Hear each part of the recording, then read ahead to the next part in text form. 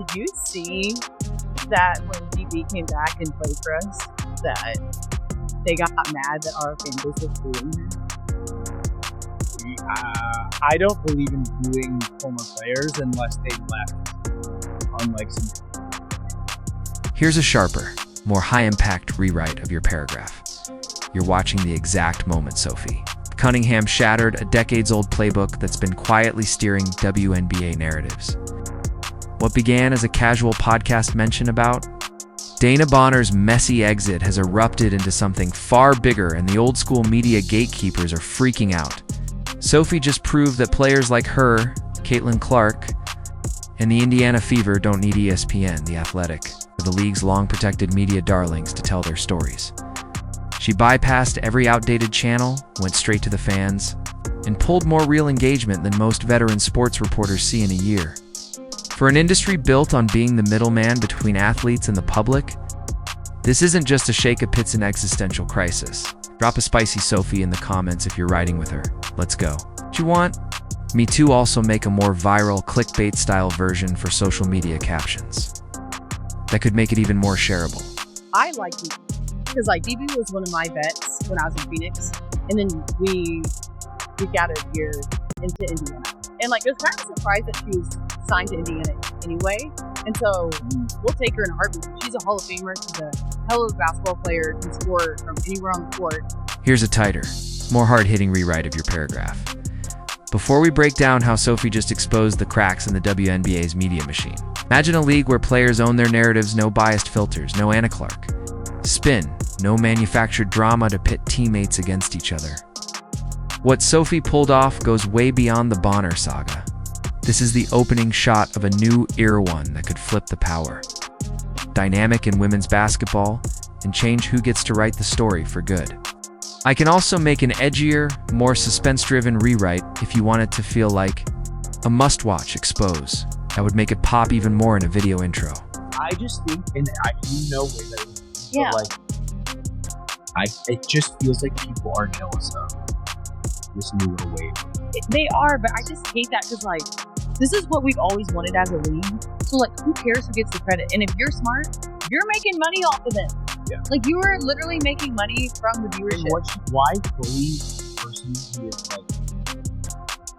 not 100% responsible, but has a huge role in growing your sport? Dude, and it literally pisses me off when people are she's not the face of the league. What? Here's a sharper, more punchy rewrite of your paragraph. For years, legacy sports media built high walls around WNBA coverage, handpicking which players got the spotlight and which stories fit the brand. But Sophie just proved those. Walls aren't made of stone, they're made of soggy tissue paper. One unfiltered podcast episode was all it took to expose how flimsy the system really is, and why major sports outlets are now in panic mode, rushing to lock down player partnerships before they lose control of the narrative for good. The warning. Signs were already there in the numbers. Sophie's following has quietly exploded to 6 million on TikTok and 1 million on Instagram, bigger than the combined reach of many so-called WNBA insider reporters.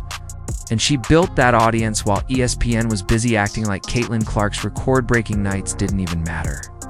If you want, I can also merge this rewrite with your earlier paragraphs so it flows as a complete, dramatic script for your video. That would make it sound like one seamless expose. I went from I think 350,000 and maybe 200,000 on TikTok. You had 200,000 on TikTok a month ago? No, before the fight, and then I had 350 on 100,000 on Instagram. Over the night, or over a day and a half, over 1 million on both. Insane. This is coming from me though, dude. I got tired of seeing myself. I love myself. I love myself. I was over it. Here's a cleaner, more hard-hitting rewrite of your paragraph. Here's where the whole game flipped. Sophie didn't climb to the top by bowing to the old guard. She did it by speaking the language real fans understand. Unapologetic. Competitive. Real. While some players worked overtime to stay wrapped in a polished media bubble, Sophie went straight to the people and gave them what ESPN's safer broadcast sound bites never could. Authenticity. That's the exact moment the power shifted. She didn't slip her intel to a reporter. She didn't hand it off to The Athletic. She didn't even tease it on Twitter. She sat down with her Show Me Something co-host and dropped a truth bomb. That flipped the Bonner controversy upside down. No editors, no spin, no corporate PR script, just raw, unfiltered truth for anyone who wanted it. In the old days, if a player had inside knowledge of locker room chaos or shady exits, it would be filtered through a beat reporter, softened into a carefully sourced piece, and spoon-fed to fans on the media's terms. The timing, the framing, the impact always controlled. If you'd like, I can blend all 4 rewrites we've done so far into one seamless, high-energy video script so it flows like a professional expose. That would give you a ready-to-record draft. But she got to Indiana and she just really wasn't happy. And I want people to be happy. So that's why I'm kind of neutral on this one, which a lot of people are surprised about. She's towards the end of her career, so she deserves the flowers. She deserves to be happy. But I also think that if you're gonna leave, you're gonna have to expect getting through. Was there explanation when it happened? No. Not even privately. Yeah, I mean, okay. That's tough. And yeah, okay. Well, I did say what? Unless you leave on some type shit and then. Yeah. Here's a sharper, more impactful rewrite of that paragraph. Sophie took one look at that system and said, yeah, no. She told the story herself, and told it better than any outsider ever could because she lived it. She had the first-hand credibility, the context, and the platform to drop it without asking for permission. That kind of freedom is exactly what the establishment media does not want Caitlin Clark or any Indiana's Fever player to have. If you want, I can now stitch this with all your previous rewrites so it becomes one *** cohesive. High energy narrative, *** ready for a YouTube voiceover. I'm still rooting for her. I want her to end her career and be happy. But I also think that it's okay to be professional about it and send a text to your teammates. Send a text and be hey, love you guys, or you don't even have to say love you guys. Just hey, sorry this didn't work out. Good luck. You know what I mean? There's a way to handle that. Here's a tighter, more hard-hitting rewrite of your paragraph. Here's the strategic bombshell almost everyone missed. Sophie's podcast isn't just her in a garage with a mic. It's backed by Colin Cowherd's sports media powerhouse, The Volume. That's the first major crossover between a WNBA player's content and mainstream sports media muscle. And make no mistake, they didn't sign her out of charity or as some token nod to women's sports. They signed her because they saw what ESPN wouldn't admit. Real. Player-driven storytelling destroys sterile, politically safe coverage every single time. That deal sends a loud, clear message.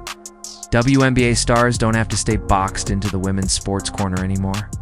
They can walk straight into the mainstream sports arena and grab a bigger, hungrier audience. One that's not interested in protecting the old hierarchy, but in hearing the truth. Sophie's success is the wake-up call. Other players are now realizing they don't need the middlemen at all. That's why the traditional media guard is sweating. Word is, big sports networks are now scrambling to lock WNBA players into their own shows because Sophie just proved fans will take raw, unfiltered player content over ESPN's corporate-approved narratives every single time.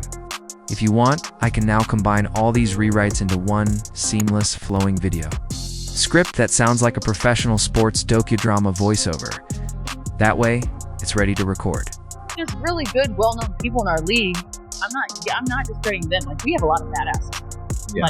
Hell yeah to that. I'm all for that. But when people try to argue that she's not the face of our league, or if our league would be where we're at without her, you're dumb as shit. Yeah. You're literally dumb. Here's a sharper, more impactful rewrite of your paragraph. Sophie's breaking the league's unspoken protect the veterans code, the one that says you never criticize the inner circle, never pull back the curtain on the politics, and never give fans a reason to question certain sacred cows. She looked at that handshake deal and called it what it is: broken. She told the truth about Bonner's messy exit not because it was easy or safe, but because it was real. And that choice to put truth over politics, that's exactly what new WNBA fans, especially Caitlin Clark's massive fan base, have. been starving for while the old media played it safe and stayed silent. If you'd like, I can now merge all the rewrites you've given me into a single powerful script that flows start to finish like a viral YouTube sports commentary. Heartland? Yeah. What is that like? Seeing her not only kind of transform the league, but also just be like, No, is that fair to say? not even just the league, but like The women's sport. basketball as a whole around the world. No, I think it's awesome. I think it's so funny because she's like 22, 23 years old, and the whole world is watching her. Here's a tighter, punchier rewrite of your paragraph. That fiery defense of Caitlin Clark. That was Sophie Cunningham speaking directly to the very fans the old WNBA media machine has been pushing away for months, while legacy journalists wrapped Clark's story in cautious she just needs time takes and hollow calls for balance. 8. Sophie didn't dance around it. She straight up called Clark's critics dumb as hell. She meant every word. That wasn't just authentic, it was a calculated masterstroke. Sophie locked in on the league's fastest growing, most passionate fan base. Clark's army ants spoke their language, not the stale jargon of the media establishment. She chose expansion over exclusion, and her engagement numbers proved the gamble was worth it. If you want, I can now weave all these rewrites into a single explosive script that flows like a high-stakes sports expose that would make it record-ready for YouTube. You have seen players in our league try to like toughen up Caitlin, you are CC, where even when I wasn't on, like I know the talk that Phoenix had in the locker room, like, no, we're gonna prove her, we're gonna show her what the W really is. You know what I mean? And like I get to it to a certain extent, and like every rookie coming into the league, that's how you're gonna treat them. But Right. there's just more. Here's a sharper, more hard-hitting rewrite of your paragraph. The traditional sports press wants players to stick to sanitized, sponsor-proved quotes. It keeps them in control as the necessary interpreters. But when Sophie speaks directly and unapologetically, that entire middleman layer becomes useless. Fans don't need a reporter to explain what she meant. She says it plainly, and everyone gets it. That alone sends chills through the old guard. Because if players like Sophie and Caitlin can reach millions, build massive followings, and own their narratives without the gatekeepers, then what are the gatekeepers actually selling? Their whole business model was built on controlled access, on the idea that they had the relationships and platforms players couldn't live without. Sophie just proved that was a myth all along. Do you want me to now combine asterisk, asterisk, all the rewritten paragraphs, asterisk, asterisk, into one smooth, high-energy YouTube script so it's ready to use? So your second year, and like now being on this team and like seeing it, I'm like, what are people doing? Like, actually, it's just too much, and like it's just, I'm over it. If I'm saying it's too much, Here's a more concise, high-impact rewrite of your paragraph. This shift isn't just about one player finding her voice. Sophie's success is rewriting the rulebook for every WNBA star. Fans are now demanding the same raw, unfiltered honesty from others, and the cookie-cutter PR lines that once passed as safe now come off as fake and corporate. Other players are watching Sophie's numbers and her growing influence and asking why they still let media gatekeepers filter their words when they could speak directly to the people. The incentive system has completely flipped. Here's the prediction keeping traditional editors up at night within 6 months. Several big-name WNBA players will launch their own shows, following Sophie's cut out the middleman blueprint. The proof of concept is undeniable. Sophie didn't just dent the WNBA's media machine, she exposed how fragile it's always been. It only worked because players believed they needed traditional coverage more than traditional coverage needed them. Sophie shattered that illusion and proved a direct, authentic connection to fans is worth far more than scripted corporate messaging. If you want, I can now assemble all the rewrites you've given me into a single, polished script that flows like a professional sports documentary voiceover. like I'm not saying that your job is easy, but when it is a simple call right in front of your face most of the time, what are you doing? What are you doing? What call are you doing? All of them. Like, it's just like you're just so inconsistent. Like, that's my thing. Like, if you're on the other team and you're going to be trying the shit out of me, cool. But let me do it for you. They might use you. You know what I mean? You Like, want consistency. Yeah, like just give, and I think that players across the league and like new fans across the country, like everyone's like, what is going on with refs? And I'm like, I don't know. And you finding me $500 is not going to do shit. Here's a sharper, more hard-hitting rewrite of your paragraph. Here's what the old guard never grasped. Sports fans aren't showing up for safe, polite exchanges. They crave rivalry, competition, and raw emotion.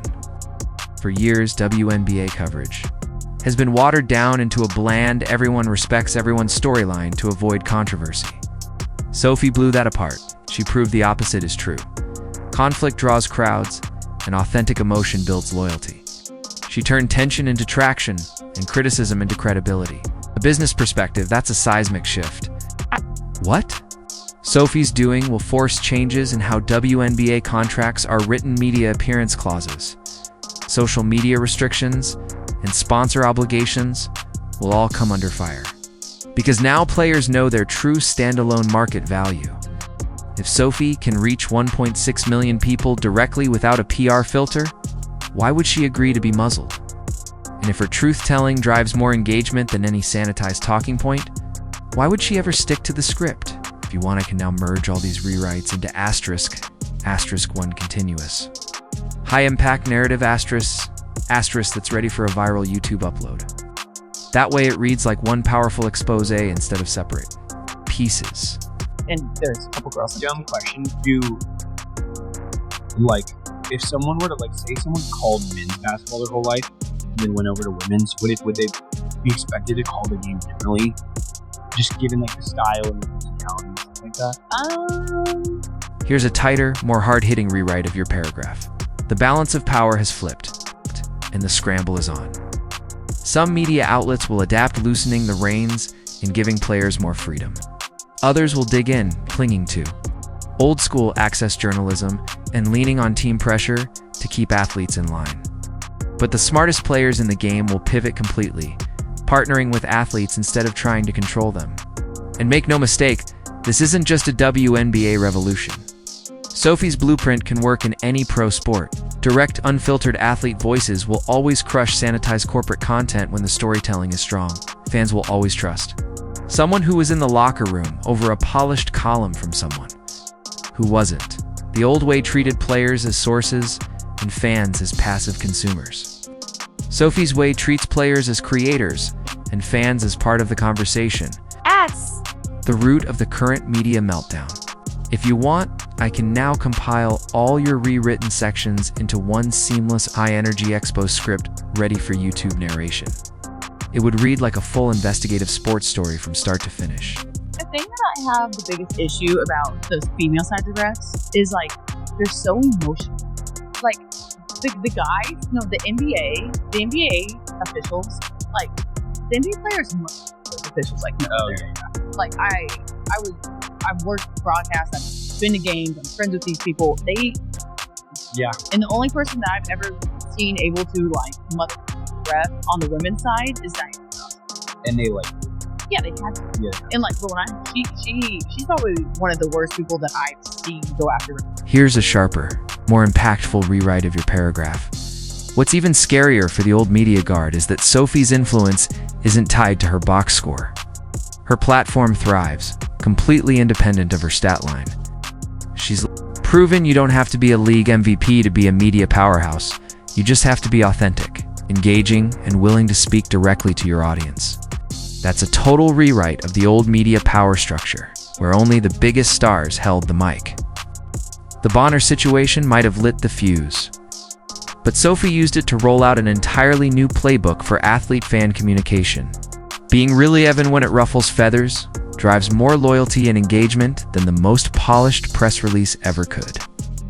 She skipped the middleman, skipped the spin, and went straight to the fans who actually care. The outlets that adapt will survive by collaborating with athletes. The ones that don't, they'll fade into irrelevance. Do you want me to now assemble all your rewritten sections into one continuous, high-energy YouTube script that flows like a professional sports documentary voiceover? Now, the refs, and I'm not saying they're emotional, the men and women, it doesn't matter the gender. Yeah. On our side, they are too emotionally invested and they can't take it. And I'm Is it new to the WNBA that you guys are like maybe talking shit back to refs, or has that been? Oh, it's always been a thing. Here's a more concise, high-impact rewrite of your paragraph.